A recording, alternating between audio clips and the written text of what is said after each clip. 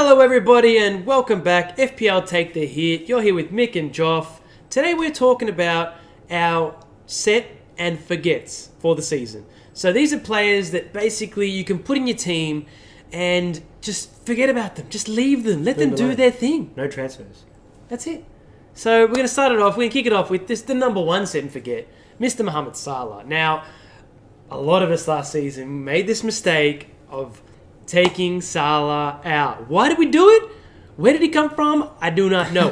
But we took him out prior to Bournemouth, and we all suffered. What a mistake. What a mistake. I remember leading up to that week, I was going to captain him. I literally was going to captain him. I was thinking Bournemouth leak.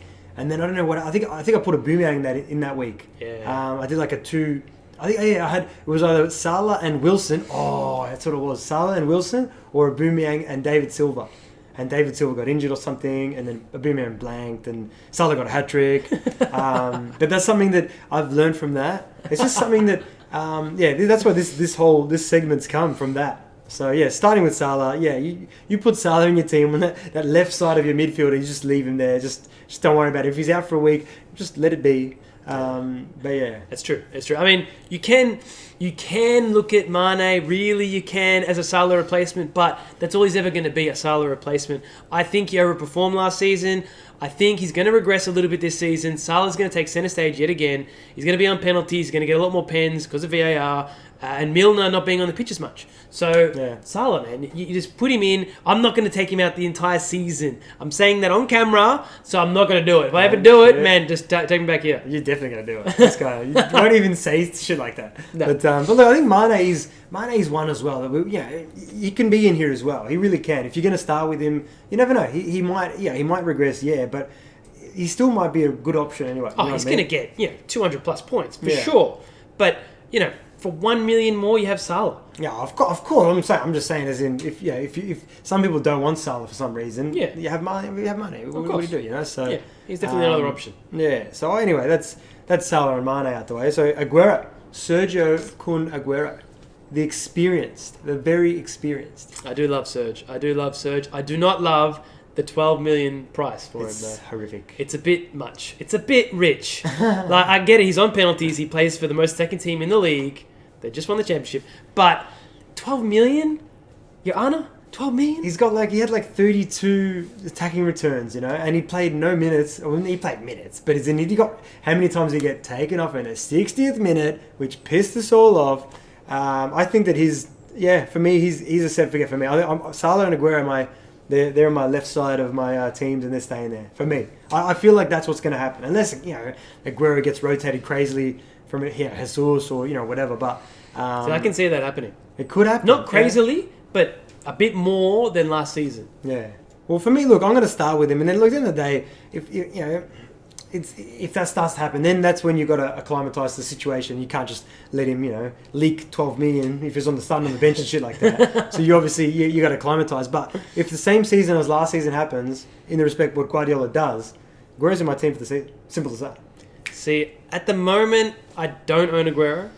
I don't plan on owning Aguero. Even if he just bangs it in pre-season, bangs it in the Community Shield, which they're probably playing. They always do. Oh, I don't know, man. The noise is going to get to you. The noise will be like, put him in! Just because the pure fact that for 12.5 million, I can get Salah, yeah? And Salah scored nearly 300 points last season.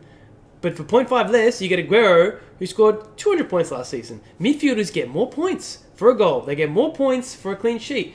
Strikers don't get that. Strikers are overpriced. They always have been, yeah? But we're always just brought into this illusion. Oh, you need to own Aguero. I understand that. Bring in Salah.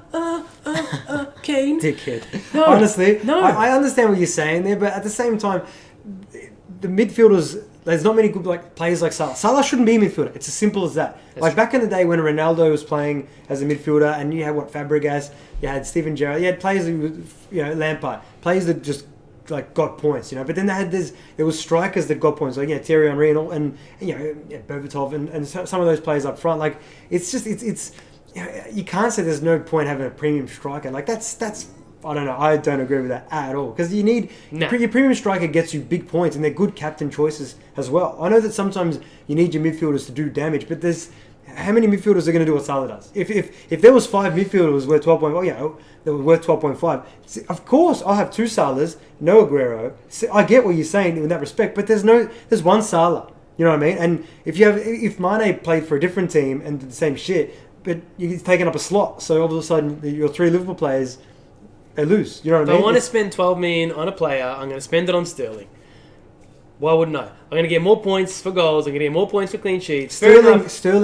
That's comparing Sterling to Aguero, which is no way. But who outscored who last season? Midfielders get more points, mate. Yeah. Well, yeah, I get that. Look, I see your point there. I understand what you're saying, but at the same time, we're talking about Kun Aguero. If Kun Aguero gets the amount of minutes that he desires and he deserves, which might not happen under Guardiola and injuries. But he's a much better player than Sterling. Plus, he's on pens and the VAR's there. That's for me. That's massive. That's a big reason why I'm sticking with Aguero. Yeah, I can see the reasoning behind it. I just don't see why especially for my initial team, I'm going to captain Salah every game. Why would I spend 12 million on any other player? Like I'm not even looking at Sterling for my game week 1 team just because the first 5 game weeks I'm going to captain Salah. Salah's that good. You can just smack the captain's armband on him. For the first 5 weeks, you're guaranteed a proven Premier League player who's going to deliver points. You know that. Yeah, fair. So I'm not even looking at anyone else besides Salah. Salah's my premium player. I'm going to captain him first 5 weeks. And if something happens, I've got my wild card, man. I just bang that wild card to bring in a premium player. Easy. No worries. Fair. That's yours. That's fair enough. Yeah. You know, everyone can do what they want. For me, I'm definitely going to have... definitely Salah, obviously. Aguero, most likely. It depends on preseason, obviously. I don't want to say, definitely, and then, he doesn't even play in the Community Shield and stuff. I'm not going to do it, obviously. But, Aguero, if all goes to plan, Aguero will start my Game Week 1 team, no doubt. And he will probably stay there for the whole season. But we'll see. We'll see what happens. It's funny, this is a set and forget thing, and then we're debating Aguero there. But Aguero's like the best player in the Premier League right now. Him and Salah, obviously. Yeah, absolutely. But he's just legendary. If you wanted to do that, but like I don't like the budget constraints when you own 2 premium players. Like my team, I've had a few different drafts. That's your point then. I feel like that's your point. That's my point. Yeah. Because I prefer to have, say, for example, KDB over Sterling and Aguero. KDB comes in at 9.5. He can deliver 200 plus points. He can. He's done that not last season before. He got 260 odd points. Great season, 20 plus assists. He can do that again if he stays injury free at 9.5. Bargain for me. Oh, he's absolute bargain. If he gets fit and it starts happening. Obviously, if and buts preseason, all the rest of it, and he can replace my Aguero and Sterling, as cover for those 2 players. If buts, maybes, but that's the thing for me. I'm looking elsewhere because I'm spending so much money on Salah. Yeah, fair enough. You've got to do it. And sometimes one of these ones could be a steal for the season. Everyone's got him in by game week 4. He's moved up. I get that. Yeah. But yeah. Anyway, there's.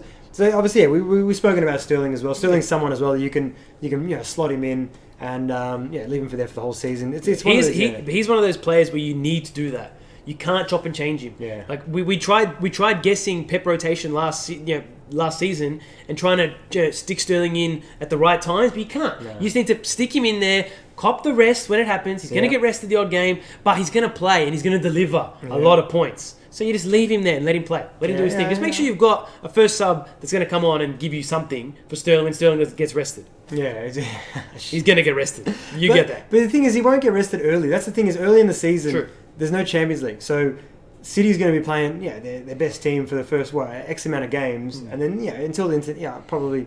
I think it's like 6 or 7 match days in. How many games until the Champions League? Something after the first international break. Something like that, anyway. Yeah. Anyway, so it's something that, early days you can stick him in. It's just one of those things. The reason we say set and forget is that if Sterling, you take him out for, let's say, for example, I don't know, you put KDB in or whatever, and then all of a sudden Sterling starts firing and KDB's regresses a bit, and then you're like, it's one of those things that eventually it should balance out. If he's going to play out the whole season, his points will balance out to a good amount. You know what I mean? But look, saying that, sometimes, we all love to bloody tinker. We all love to be like, like I did last season. I took out Salah and Wilson, and I brought in David Silva, who was in a hot streak, and bloody Aubameyang, he had a great season, And then I might as well continue from there. I took out Aubameyang a few weeks later, right before he got 14 points, and he did nothing for the 3-4 weeks that I owned him. That's the problem with premium players, though. Yeah. They can always do damage. Unless they get injured, or something happens where you need to take them out, okay. But otherwise, someone like Salah, you do not take him out unless he cannot walk or something. You know what I mean? Yeah. You leave him in your team because he will absolutely make you cry. Not walk like that. You need to, Yeah, like it brings on to the next guy, Mr. Harold Kane. Whose name is Harry Kane? Honeypot and Harry Kane, mate. I am not looking at him, even though I like his price, 11 million for Harry Kane. Yeah, a proven goal scorer. Yeah, it's great. It's good that they've priced him underneath Aguero. I think 11 million is a decent price for Harry Kane.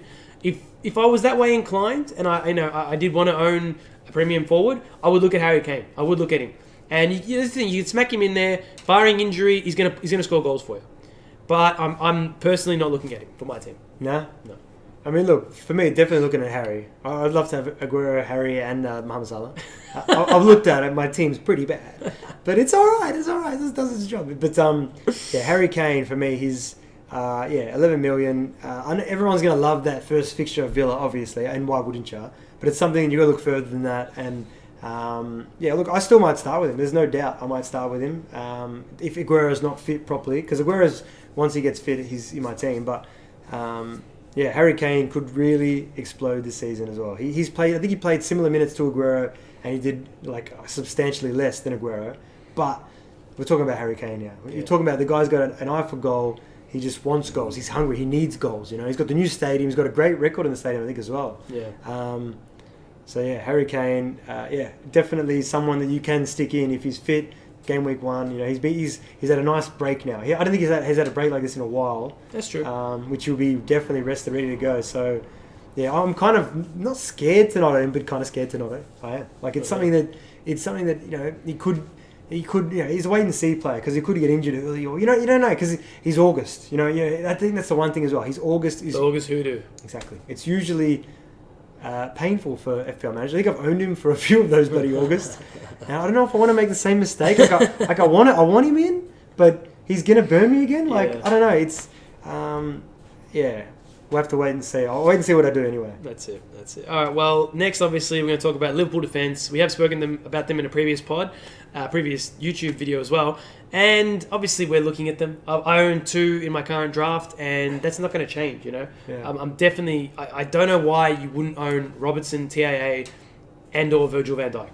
Yeah. There's no reason not to. They're the best defence in the league. They offer attacking returns as well. Yeah. It's just ridiculous. Yeah, They're unique, very unique players, and you can't overlook them. As much as you want to spend that money on your midfield and your attack, if you take away what these defenders bring to your team, it's ridiculous. Robbo's going to get you 150 plus points, for 7 million. It's just ridiculous. I know it's expensive. 7 mil, expensive. Expensive for a defender. Expensive for a defender, but they're so cheap for their value. Like I said, I wish there was more Liverpool slots because I would have all 3 plus Salah, probably plus Alisson. Yeah. But it's something that,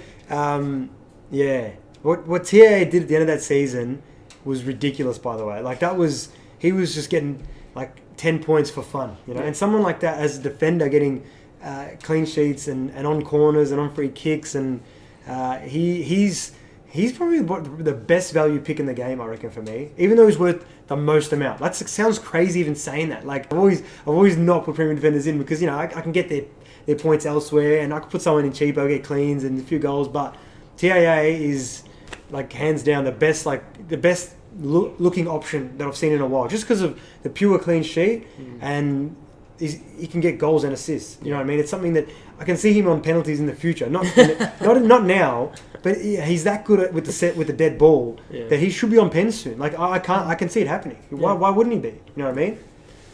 So now we're big advocates of the Liverpool defence. The Man City defence, Laporte and Edison, 2 set and forgets. Yeah.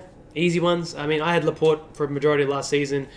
Yeah, he's the most valuable centre back in the City backline, but he's also the most valuable centre back to Pep Guardiola. Yeah. And he gets minutes. In a good solid defence. It's going to keep clean sheets, and he has this attacking threat as well. Yeah. So Laporte, easy. He was one of the first names in my backline.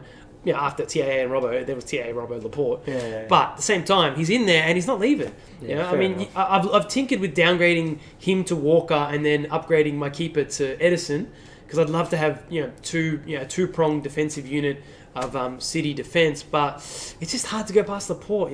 He's going to get those minutes. Yeah. Yeah, no, I'm with you. I'm definitely going to Laporte. He's someone that I probably won't start with, to be honest. Again, I don't think it's going. I don't think I've learned my lesson from him burning me all the times last season, even despite me beating you. But hope you like that. But yeah, it's someone that you've got to keep an eye on him. I feel like he's. They're going to keep clean sheets. You know what you're going to get. He's going to score headers. That's what he does. He gets up for him, and if he gets put into that left back position, even though seems like they've got 3 left backs now, so he might not get rotated into that position at all by look of it. But no, definitely got to keep an eye on Laporte for sure. Yep, Mr. Raul Jimenez. You like him? I mean, unless they sign Diego Costa. I can't believe that's actually maybe linked. it's being linked. It's being linked. Surely can't go there. I don't know. They just signed Raul Jimenez for like £40 million. Yeah, I know. And then they're going to sign Diego Costa. How much is he going to cost? Similar, probably. You know what I mean? Like that's ridiculous. But there's a lot of talk about the Jimenez exhaustion after they won it. Yeah, he's such a Gold gun, Cup man. and that. What's the cup called? It's like the Gold Cup, something Gold like Cup, that. something like the Common Bowl or some shit. Yeah, whatever. But I think that's greatly over exaggerated. And I guess Europa as well is going to be included. But Espirito Santo, he's a smart manager. He's going to rotate his front line. But maybe signing another striker does seem a little bit essential. Because what do they have? Jimenez and Jota as their strikers. That's it. Like that Cavaliero. They got the Adama Traore. He's not really a striker. They actually sold what's his name? The other winger to Leeds United. We signed him. Oh, I saw that. Yeah. We'll take him. Yeah. We'll take him. So now Jimenez, he's featured in a lot of my drafts. I am looking at him. 7.5 is a good price for him. And he's the type of player you're going to stick in there and just set and forget. Set and forget. Jimenez, put him in again. Yeah. He's going to be an unpopular choice to start the season with. There's going to be a lot. This is going to be a lot of this. No one likes to start their season with a doubt over a player. And why is there a doubt over him though? Just because of the minutes. Because he's going to get. He's played a whole cup in the off season, and he's going to have Europa leading up to game week 1. But he's still got a month though. Of course, I'm just saying though. People a lot. I haven't seen him in many drafts at all. They've qualified automatically though for Europa, yeah. Yeah. Yeah. So he should he's going to be going into game week 1 fit. He's got a month off. You know what I mean? I feel like we'll wait and see. He's not going to get much preseason minutes early. I get that, but he'll probably start the second last preseason game and then the last preseason game, which will be enough. We're talking about Raul Jimenez. So. It's limited preseason as well. Yeah, so. Which is fine. He needs a rest. Shit. I'm definitely going to have him though. Yeah, for sure. All day. Gylfi Sigurdsson. That's our next one. Cheap. Yeah, he is. 8 million. Obviously, we both own him. Yeah. I don't see that changing. Yeah. We had a little debate about Richarlison, but that was pretty quick debate. Didn't really go anywhere. Yeah. It's Gylfi, man. He's going to do damage. He's proven. Siggy, man. Everton have a great run of fixtures. I don't know why you wouldn't own him for the initial start of the season. Yeah, especially it's tough to go past. Especially VAR as well for penalties for him. He's going to have a good season. This guy is going to be for me one of the better value picks in the midfield anyway, for sure. Yeah. And there's not really much you need to say. It's just something that he's just a beautiful player to watch. His passing, his just vision, his playmaking ability, everything. His eye for goal because he knows when to shoot, when not to shoot, when to pass. Only thing I hope for him, which will help him significantly, is he needs someone to pass to in the front line. He needs someone to score goals for him. Yeah. Because Calvert-Lewin's not that guy. Right now, he's not that guy. Maybe in the future he is, but they need someone else. I still think that Cenk was not a bad option for that. He's more of a proven finisher now. Whereas I think that Silva was trying to make a guy because Calvert-Lewin's got potential. He could be a freak in the future. But so I don't know. Are they linked with anyone? Are they going to sign anyone? You know anything? No, not at the moment. No. Either way, Gylfi, smack him in, send forget. Yeah, true. Zaha, a little sneaky one at the end here. Zaha, doesn't matter where he goes, 7 million in the midfield. I'm going to own him, most likely. Same. Yeah, he's just one of those bargain players that have been priced really nice. He's going to deliver points. He loves the odd dive in the box. He's going to get some penalties for you. Yeah, especially as well. Yeah, that's it. And he's a sexy player. He's going to take players on. He's going to score some goals. He's also going to get some yellow cards though for diving. They're going to pick him up on it. Yeah, true. The VAR. They will pick him up on it. You might get a penalty. And then they'll rescind it, and then he'll get a yellow for it. All right, well, that's it, guys. Thank you so much for watching and listening. Thank you. If you did enjoy this, please hit that subscribe button, give us a like, and we'll see you guys real soon. Thanks, guys. Thank you very much. Ciao. Thank you.